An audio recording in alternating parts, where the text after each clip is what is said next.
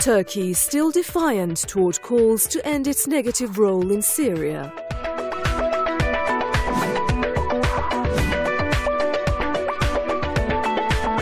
Bondi standoff, homegrown terrorism.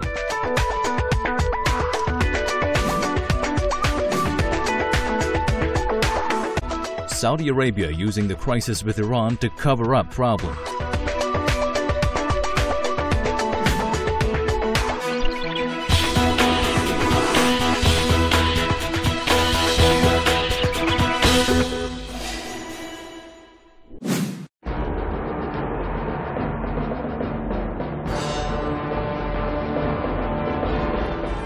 There is still no sign in sight for an end to the crisis in Syria, which is approaching its 5th year now.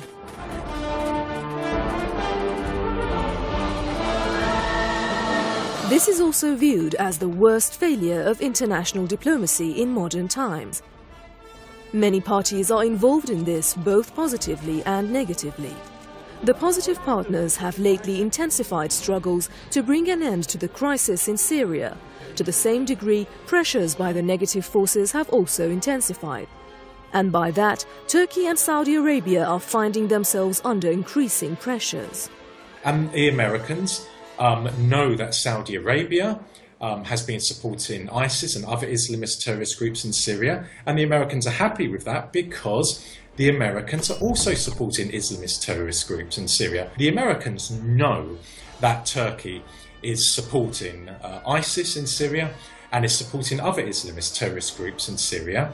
And the Americans are happy with that because that's what the Americans have been doing as well.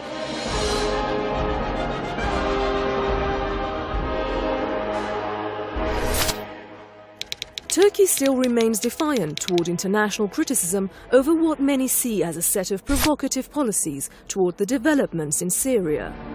New indications have appeared to show that Ankara is still sending reinforcements to the terrorists fighting the Syrian government. If this is true, the Turkish government will soon face allegations that it is already breaking UN resolutions regarding the crisis in Syria. Turkey is breaking the United Nations resolution on not supporting terrorism, and Turkey quite frankly, has been playing a crucial role in supporting Islamist terrorism in Syria and should be exposed for that and should be condemned for that. And there should be a UN resolution passed exposing Turkey and condemning Turkey for that. There have also been media reports that say the ISIL terrorists have conducted a complex migration operation through the Turkish border. That, of course, would have been impossible without Ankara's green light. Add this to earlier indications that Turkey has been training the terrorists before they left to fight in Syria. Many now agree that it has been impossible for the Turkish government to act freely on this without having the special blessing of its regional and international allies. Turkey has allowed its territory to be a safe haven, to be a training camp for Islamist terrorists, from ISIS terrorists to al-Nusra terrorists to FSA terrorists. And of course, if Turkey was to, hypothetically speaking, close its border with Syria, then the dreadful, appalling conflict in Syria would be reduced dramatically, because those terrorist groups in Syria would no longer be receiving fighters, would no longer be receiving money, would no longer be receiving arms.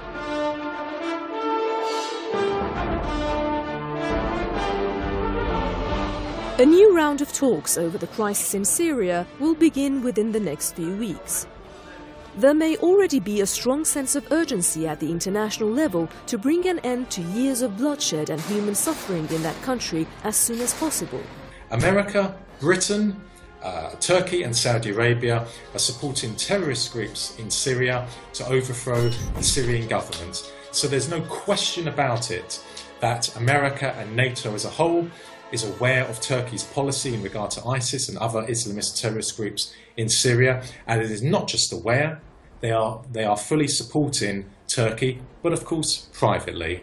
But it appears that some parties that are supposed to contribute to resolving the crisis are more intent on prolonging it. That ignorance by certain ambitious leaders has already cost thousands of lives, and even more are still to suffer.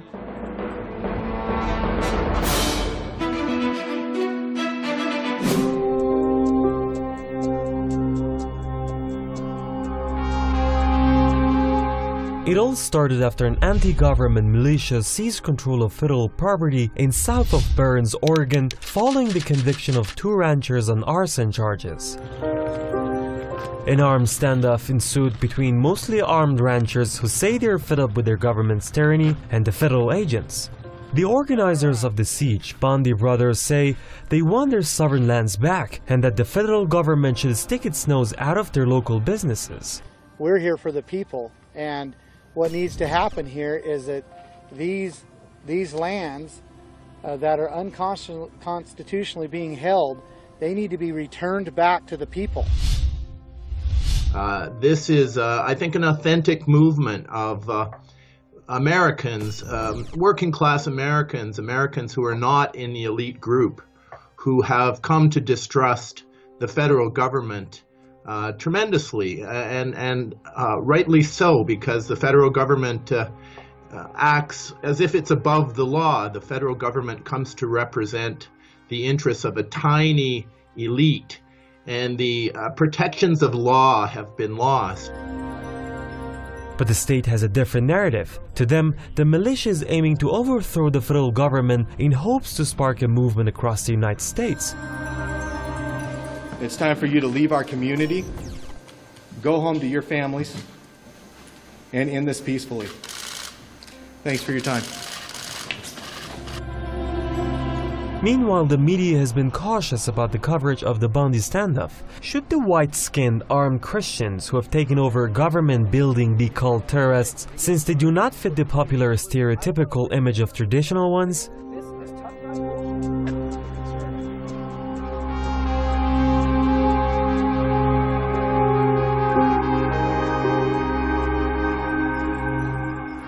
While each camp is busy interpreting the development to its own benefit, the most notorious terrorist group of modern day, the Daesh, seems to be covertly capitalizing on the anti-Washington sentiments created by the Bondi standoff.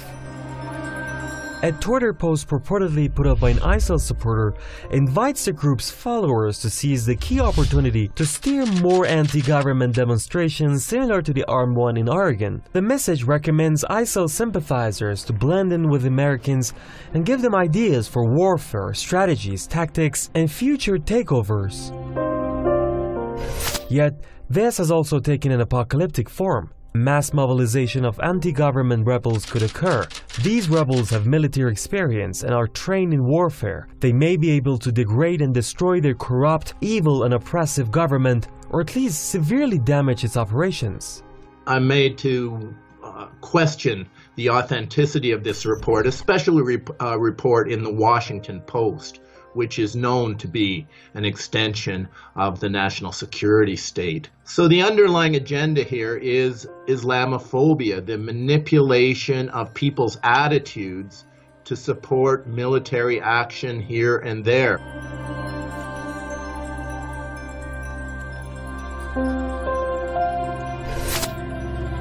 Bondi standoff shed new light on the millions of acres of land the US government owns across the country. It owns 28% of all US land, especially in the West where federal agencies often own far more than that. It owns 53% of Oregon, the state where militia members took over the federal building. That pales in comparison to Nevada, where Uncle Sam claims 85% of the land. Maybe this is making more Americans sympathetic to the Bundy's cause, common revolt against tyranny. It's brought to light a lot of the problems that the ranching and the agricultural community have been experiencing.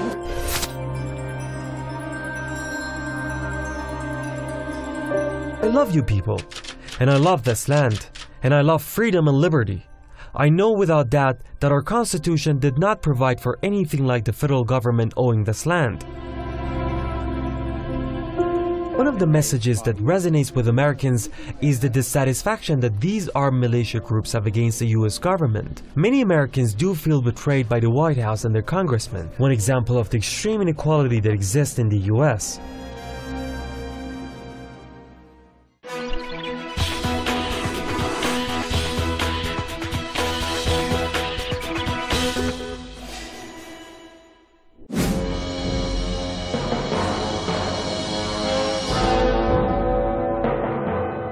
Saudi Arabia is grappling with numerous political, economic, and social problems at home.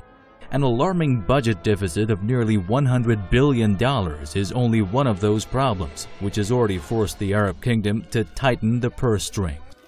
Then came the reduction of gas subsidies, the first step which badly hit the poor. Certainly in Saudi Arabia, you have the internal threats are far more than the foreign threats.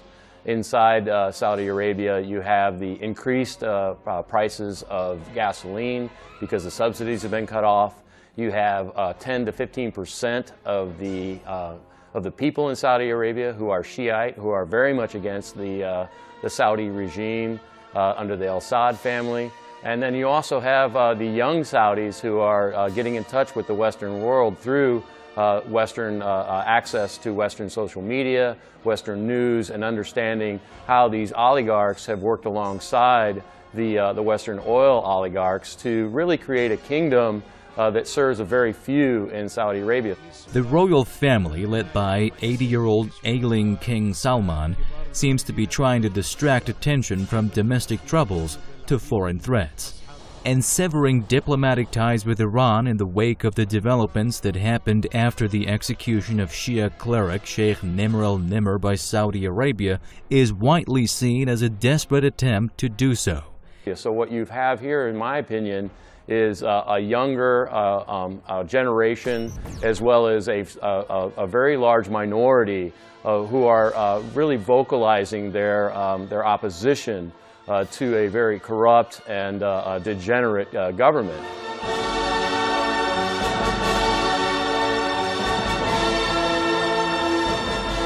It's no secret that Saudi Arabia tried to undermine and prevent the West from settling the dispute over Iran's nuclear energy program.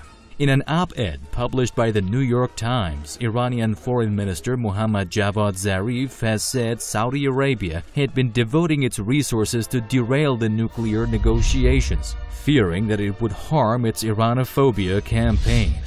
According to Zarif, Saudi Arabia fears that the removal of the smokescreen of the nuclear issue will lay bare its active sponsorship of violent extremism, what the top Iranian diplomat brands as the real global threat. When you look at the kinds of actions that Saudi Arabia has taken, its desperate times require desperate measures, and this is a very desperate regime that has been exposed in many different ways. And the West, in some media outlets, is starting to become rightfully anti-Saudi Arabia. You've had Saudi Arabia lobbying heavily alongside of Israel in the United States to kill the Iran nuclear deal.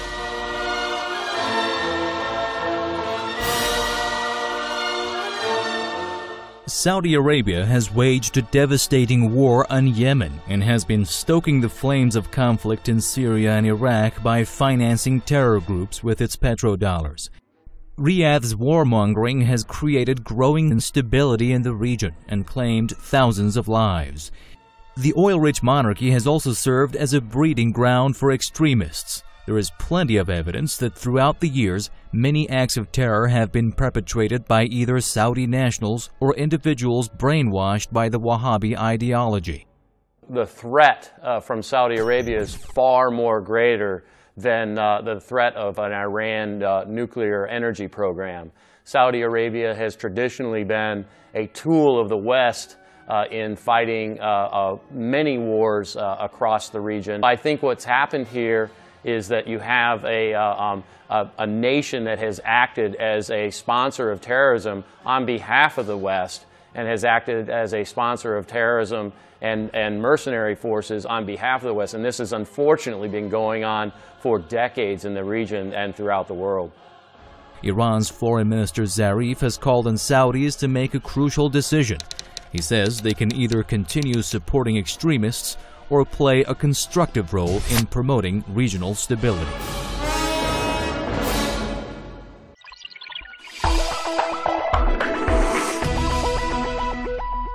Right.